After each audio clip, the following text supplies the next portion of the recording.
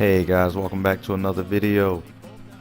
Today your featured artist is The Used, and I will be talking about the Panthers defense and my expectations for them this year.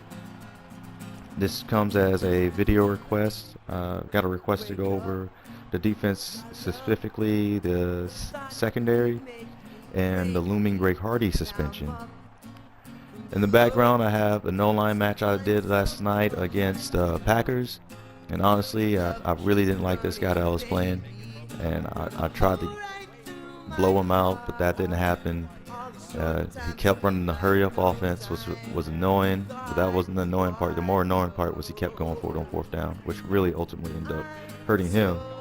And I believe I annoyed him probably more than he annoyed me, as he ended up rage quitting at some point.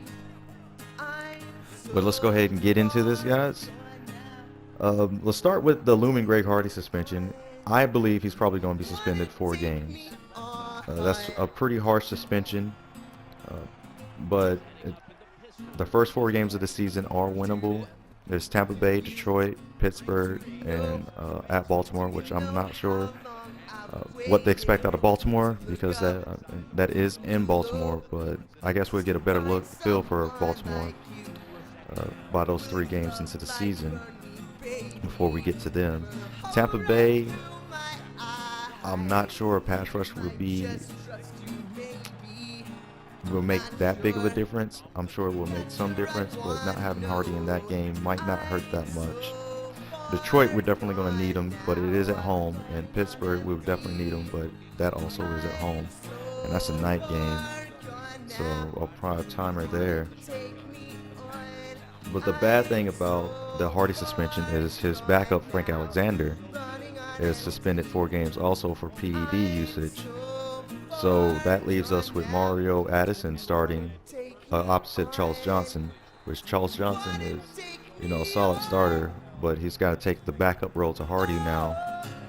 But they're almost interchangeable. Johnson did get 11 sacks last year, so that's not that bad, Anytime you get 10 or more sacks, you had a good season. But as far as defensive ends go, I would not be surprised to see the Panthers pick up another defensive end at some point, and maybe even cut Alexander or Addison before the season even starts. And if they're depending on the defensive end they pick up, if they like the play out of that defensive end, I think he can start a couple of games, then I wouldn't be surprised. Because they did draft Connie Ely out of Missouri in the 2nd round, but in all likelihood he's not going to start right away, as it's rare for defensive ends to start right away. He will be spelled in. The coaches have big expectations out of him to rotate in. I wouldn't be surprised to see him get at least 5 sacks this season, coming out of the spell role he has, because he can also play defensive tackle also. So I wouldn't be surprised to see Connie Ely in with K1 Short on obvious passing downs. And speaking of K1 Short, he will not be starting again this year, more than likely. I believe they're going to go with DeJuan Edwards opposite of Latulele to start off, and just bring K1 Short in for obvious passing downs, as he is a pass rush specialist. Well, pass rush specialist. As pass rush specialists go for defensive tackles. But overall, the defensive line will take a big hit from Hardy not being there, but I don't see us losing many games because of it. Getting into the secondary, we'll start with the safeties. We lost Mike Mitchell and also lost Quentin Michael, but I believe Quentin Michael is still a free agent. So I wouldn't be surprised if we're not liking what we see out of Roman Harper for us to pick up Quentin Michael again. We picked up Thomas DeCruz also.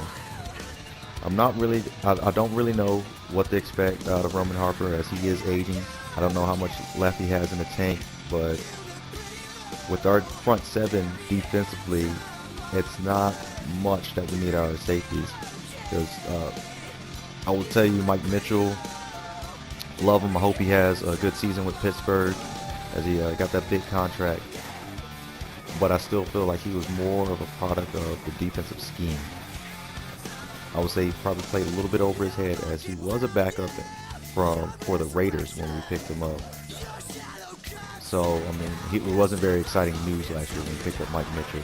But he did have some solid safety play for us last year. And we're just looking to hope Roman Harper and Thomas DeCoux can have the same results. Now, the knock on Thomas DeCoux is he's not a real good run support safety.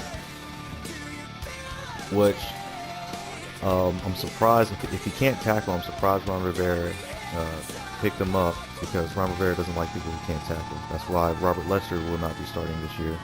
But they do feel like Robert Lester is a potential starting safety in the future. They're just not going to start him off this year. He's more than likely going to be in the rotation though.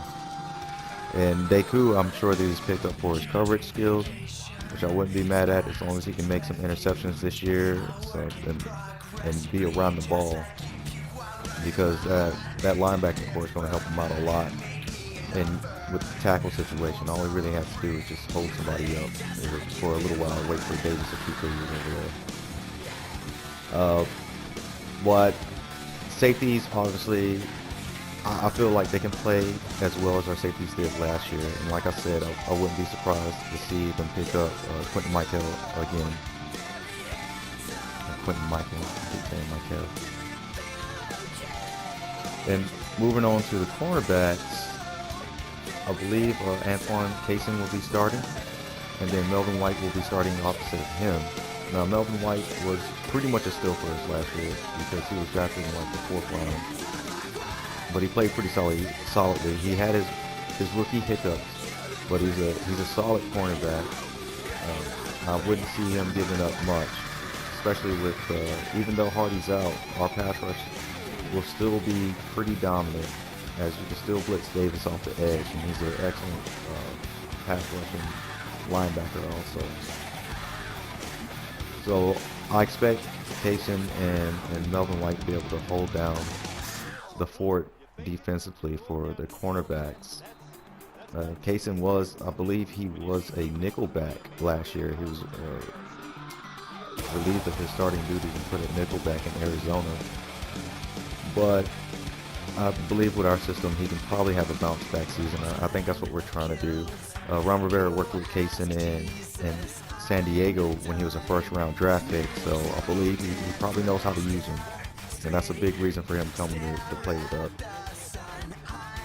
Now, after that, you have the battle of nickelback. You have Charles Godfrey coming down from safety to play cornerback this year. He's going to be battling with the 5th round pick, Benabe and Wickery. And the coaches have been liking what they've been seeing out of Benabe, but they haven't seen Charles Godfrey yet, as he's recovering from Achilles tear from last year. But he should be here this coming training camp of next week, or he should be competing at that point. I would expect Charles Godfrey to win that battle, as he's not a rookie and he has some experience, and he's going back to his natural cornerback position, which he played in college.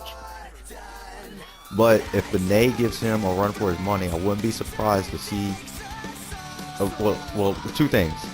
If Benet gives Charles Godfrey good competition for the nickelback position, and Roman Harper or Thomas DeCoux are not showing initial signs of being good pickups this year, I wouldn't be surprised to see them move Charles Godfrey back to free safety.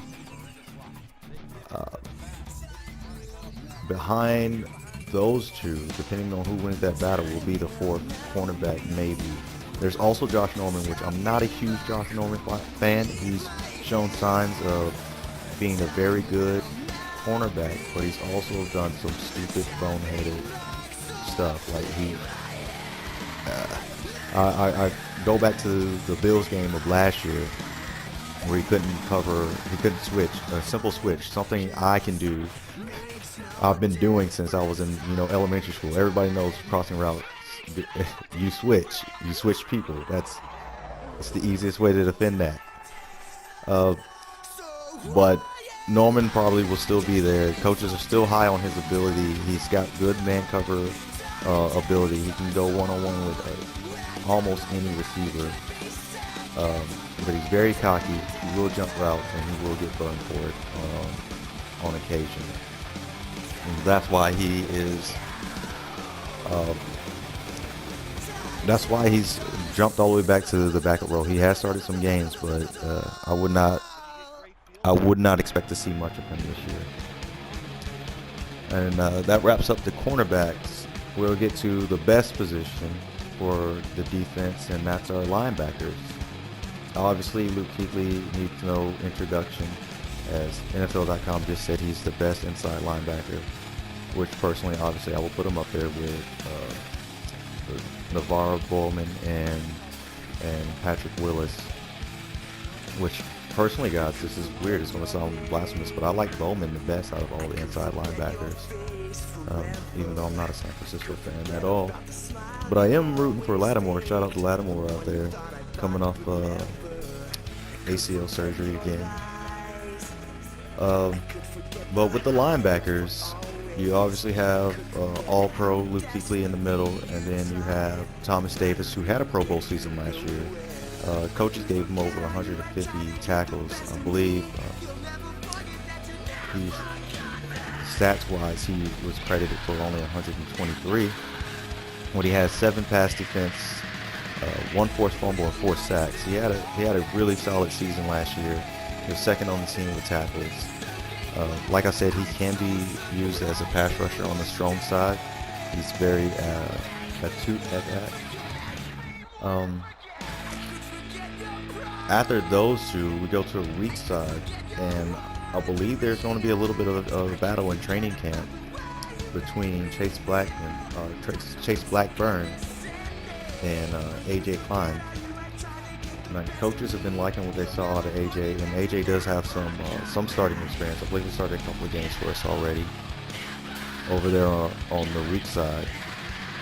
Now, if Blackburn loses out to AJ, that's a good thing. That means AJ's showing some good signs of progression. And Blackburn didn't play badly for us last year himself. He was no slouch. But Blackburn is still the backup middle linebacker if anything, heaven forbid, happens to Luke Kuechly during the season. Blackburn will fill that spot, as he's been. He was an all-right middle linebacker for New York. He was there for the Super Bowl win against the Patriots, and he played a good game. But linebackers obviously are solid for us, and I believe the defense will have no drop-off. They should play up to par as they did last year.